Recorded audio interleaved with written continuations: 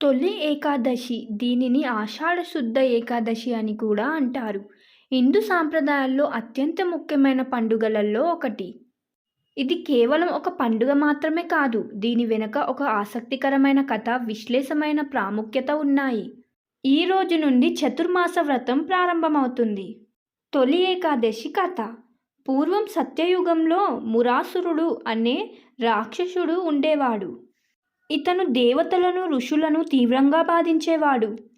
మురాసురుడి ఆగడాలను భరించలేక దేవతలందరూ శ్రీ మహావిష్ణువును శరణు వేడారు. వారి మొర ఆలగించిన విష్ణువు మురాసురుడితో 1000 సంవత్సరాల పాటు యుద్ధం చేశాడు.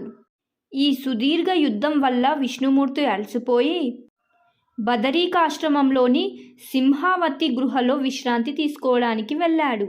విష్ణువు నిద్రలో ఉన్న సమయంలో మురాసురుడు అక్కడికి వచ్చి విష్ణువును చంపడానికి ప్రయత్నించాడు.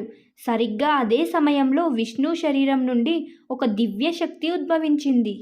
ఆ శక్తి ఒక స్త్రీ రూపంలో ప్రత్యక్షమై మురాసురుడితో యుద్ధం చేసి అతడిని సంహరించింది. విష్ణువు నిద్ర లేచిన తర్వాత తన ముందు నిలబడిన స్త్రీని చూసి ఆశ్చర్యపోయాడు. ఆమెనే తన శరీరం నుండి పుట్టిన ఏకాదశి అని విష్ణువు చెప్పాడు. మురాసురుడిని సంహరించినందుకు సంతోషించి విష్ణువు ఏకాదశికి ఒక వరం ప్రసాదించాడు. ఆ వరం ఏమిటంటే, ఏకాదశి రోజున ఎవరు ఉపవాసం ఉండి నన్ను పూజిస్తారో వారికి సమస్త పాపాలు తొలగిపోయి కోరికలు నెరవేరతాయి. మరణాంతరం వైకుంఠ ప్రాప్తి లభిస్తుంది. అప్పటి నుండి మురాసురుడిని సంహరించిన రోజు అంటే ఆషాఢ శుద్ధ ఏకాదశిని తొలి ఏకాదశిగా జరుపుకోవడం ఆనవాయితీగా మారింది. తొలి ఏకాదశిని శయాన ఏకాదశి అని కూడా అంటారు. ఈ రోజున శ్రీ మహావిష్ణువు క్షీరసాగరంలో యోగ నిద్రలోకి వెళ్తాడని నమ్ముతారు. దాదాపు 4 నెలల పాటు విష్ణువు యోగ నిద్రలో ఉంటాడని, ఈ సమయంలో శుభకార్యాలు నిలిపివేస్తారని ప్రతీతి. తిరిగి కార్తీక శుద్ధ ఏకాదశి నాడు విష్ణువు నిద్రలేస్తాడు. ఈ రోజు నుండి రైతులు తమ వ్యవసాయ పనులను ప్రారంభిస్తారు. తొలకరి జల్లులు కురిసిన తర్వాత భూమిని దున్ని విత్తనాలు నాటే సమయం ఇది. అందుకే ఈ ఏకాదశిని తొలి ఏకాదశి అని అంటారు.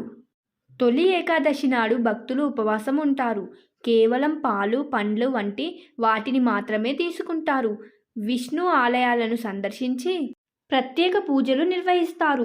ఈ రోజున విష్ణువు సహస్రనామాలు పారాయణం చేయడం, విష్ణువుకు ఇష్టమైన తులసి మాలలు సమర్పించడం శుభప్రదమని భావిస్తారు. తొలి ఏకాదశి వెనుక ఉన్న ఈ కథ, దాని ప్రాముఖ్యత మనకు ధర్మాన్ని రక్షించడానికి, చెడుపై మంచి సాధించిన విజయాన్ని గుర్తు చేస్తుంది. ఈ పండుగ మనకు భక్తి, నియమనిష్టలను పాటిస్తూ ఆధ్యాత్మికంగా ఉన్నత స్థాయికి చేరుకోవడానికి మార్గదర్శకం చేస్తుంది.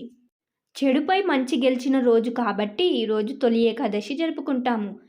ఈ వీడియో కనుక మీకు నచ్చినట్లయితే లైక్ చేయండి, షేర్ చేయండి, కామెంట్ చేయండి.